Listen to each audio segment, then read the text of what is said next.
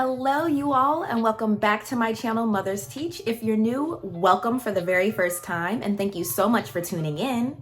And in today's video, we're going to be discussing, are wearable breast pumps truly effective as being the primary breast pump for you? Like, are you someone who just went out, bought a wearable breast pump, and that is going to be the only breast pump that you buy?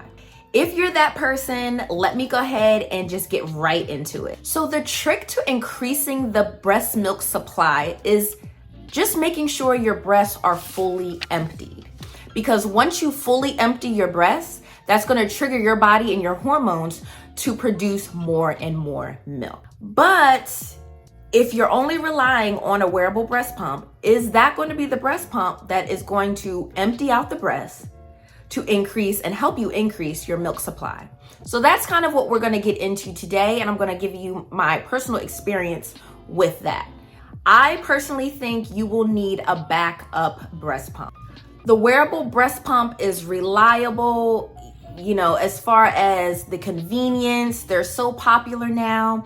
The on-the-go mom can breastfeed and, can breast pump and make sure that she's producing milk, right? Okay. Perfect. It does the job. Now, while I was scanning through the internet, trying to find the, statistics and let you all know all the different facts and things like that, I did find that a lot of women said that their milk supply actually was reduced because they were using their wearable breast pump on a daily basis, and that was the only type of breast pump that they were using. And I'm one of those women who had that same issue. Other things that women were experiencing were engorged breasts, which is very painful. It could even get all up in here. They're swollen. I mean, they already look swollen, right? Because they're filled with milk. But you get like those lumpy looking breasts. They get so swollen. You can get fevers. And another thing was that they were experiencing clogged ducts. So it kind of works hand in hand. If you have a clogged duct, then you kind of get the experience with the engorged breast.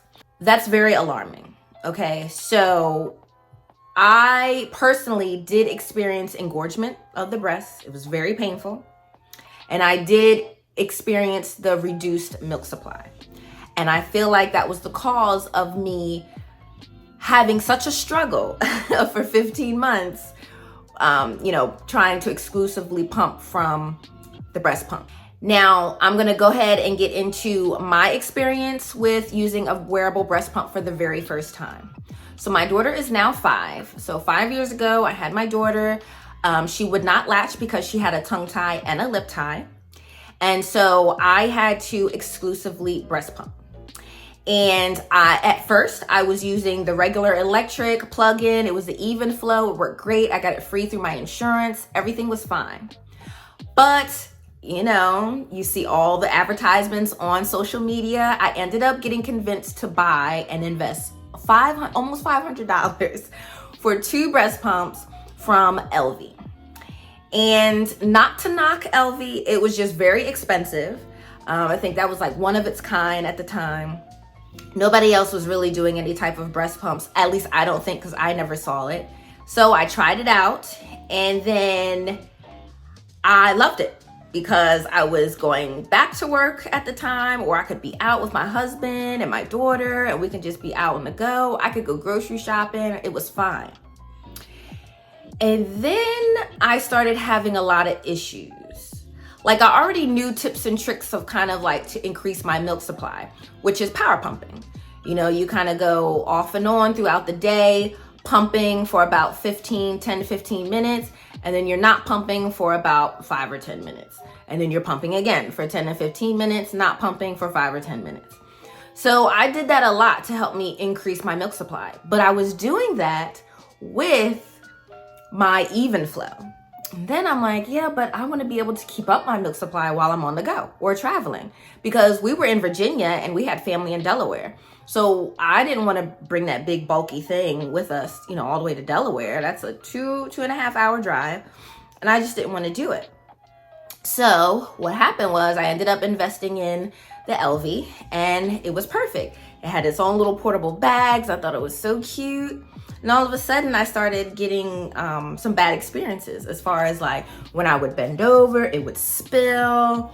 My breast kept getting like real filled up, and I just felt like it wasn't emptying my breast. But at the time, I didn't know this, right? So I'm looking into all this now, and years later, now coming to the realization, like, this is why I struggled for so long, because I pretty much let the even flow collect dust while I was happy with my little LVs, and I wasn't doing nothing, at least solely by itself. And then I did notice that when I would teeter-totter back from my LV and then go back to my electric, where I had to hold the, the pumps up to my breast, it would increase. And that's because the LV, which the one that was plugged up to the wall, that was actually helping me empty the breast. Just solely using the wearable breast pump was not helping me empty my breast. So I want to come up or help you all with a solution on what you can do. I know everyone is excited to get their wearable breast pump. I've been doing so many reviews on wearable breast pumps. Companies just want me to review everything. But I want to be totally honest with you because you are my viewer, and I am very candid and very raw on my reviews and how I feel about certain products. And for a wearable breast pump, I do not suggest that be your only breast pump. If you want to invest in that, it's fine, but I would definitely invest in maybe a cheaper manual breast pump that's going to help you follow up or pick up where it lacks, where the wearable breast pump lacks. So you can start out with it. If you're an exclusive breast pumper, you can start out with your LV, your Zomi, your Mom Cozy, your Lancino, Baby Buddha. You can start out with that. And then after that, I would follow up just to make sure with that manual breast pump. It's going to be some work, but I would definitely do that.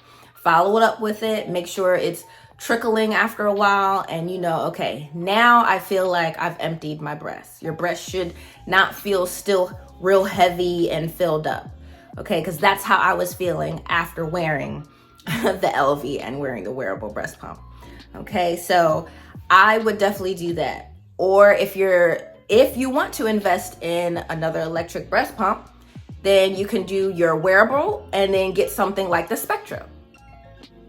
Or like the Spectra S1 or the Spectra S2. There's plenty out there, the electric breast pumps that you could just plug in, that have like those heavy hospital grade motors. So I hope this video was very helpful. I tried to keep it as short as possible because my videos can be so prolonged and I just talk, but I wanted to just get straight to the point. So please comment down below if this video was helpful. If you need any tips, any advice, please comment down below. And if you're new, please don't forget to hit the like button and the subscribe button, as well as that notification bell, because that notification bell is gonna let you know every time I post a new video, which is at least once a week. All right, guys, until next time, thank you so much for tuning in.